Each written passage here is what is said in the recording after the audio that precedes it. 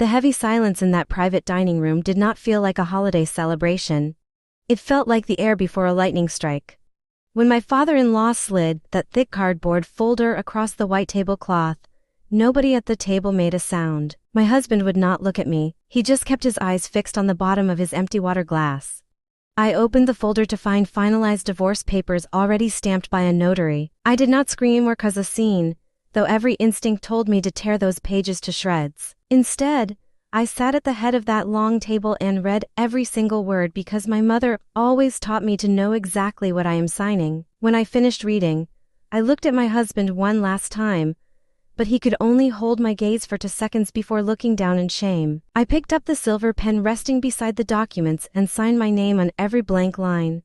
None of them knew that my closest friend Clara was watching from a few seats down with a small brown package hidden in her coat. They thought this dinner was the end of my story, but it was actually the final chapter of theirs. To understand how we arrived at this broken table, you have to understand the wealthy and controlling family I had married into 3 years prior. I met Julian Vance when I was 28 years old at a crowded gallery opening. He was attentive and kind, and his deep devotion to his parents seemed sweet back then. We dated for 18 months before he proposed, but the first visit to his family estate in the suburbs changed everything. His mother Victoria greeted me with a handshake that felt ice cold. His father Arthur spent the entire evening talking over me, and old photographs of Julian's college ex-girlfriend were still prominently displayed in the main hallway. I was a successful independent accountant with my own savings, so I chose to believe that love could overcome their obvious disapproval. The pressure began just for months after our wedding during a quiet afternoon in the family garden. Victoria set her porcelain cup down and asked when they could expect some good news about a grandchild. I told her we were focusing on our first year of marriage, but she smiled tightly and reminded me that Vance men always secure their legacy early. By our second anniversary, those polite questions had turned into a relentless daily demand.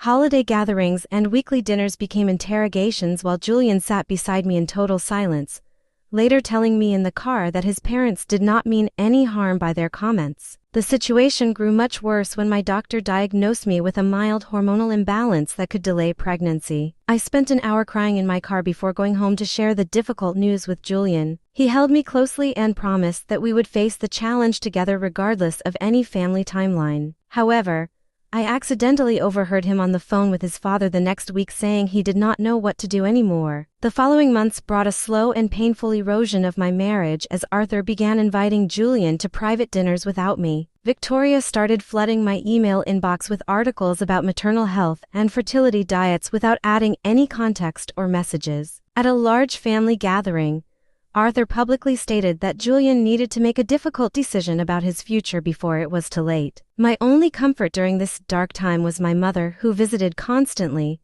and Clara, who worked as a senior legal assistant.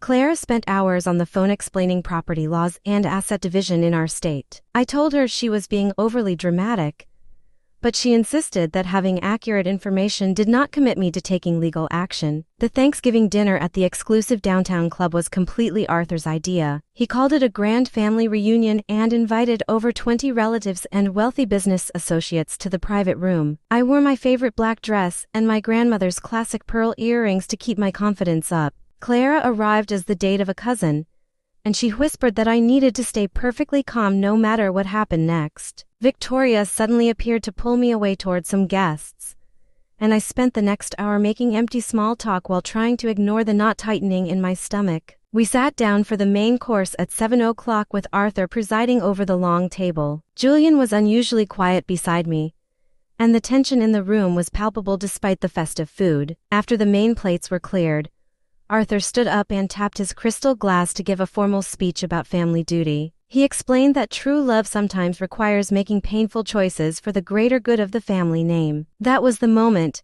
He reached under his chair, produced the folder, and slid it directly into my hands in front of everyone. Arthur announced that the divorce terms were highly generous regarding the house and financial support. Before I could even respond, Victoria walked to the doorway and gestured for a young woman to enter the room.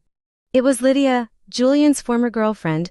looking incredibly confident as she walked straight to my husband's side. I immediately noticed she was wearing the heirloom sapphire earrings that Victoria had promised to pass down to me just a year ago. Arthur proudly introduced her to the guests, but I interrupted him to say she needed no introduction before I calmly signed the final page. I told Julian he should have just spoken to me honestly instead of staging this public betrayal. As I gathered my things, Claire stood up from her chair and pulled the brown package from her jacket. She walked across the room and handed the documents to Arthur, telling him he needed to see them before anyone departed.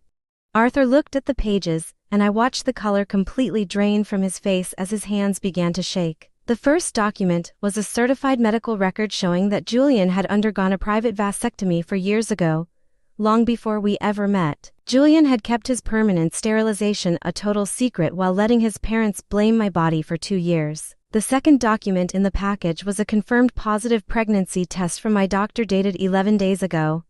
The vasectomy had naturally reversed itself over time, which was a rare medical occurrence that left my doctors completely stunned.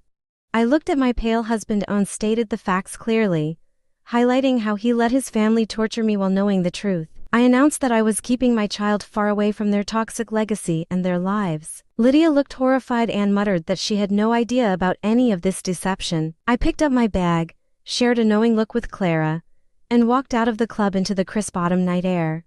Clara joined me on the steps moments later with my coat and reported that the dining room had descended into absolute chaos. She assured me that our legal strategy was flawless and that they would never win a dispute over the estate. 5 months later, the divorce was finalized on highly favorable terms because Arthur cared too much about his public reputation to fight a scandalous court battle. I lost a dishonest husband, but I gained my absolute freedom and a beautiful future built on truth.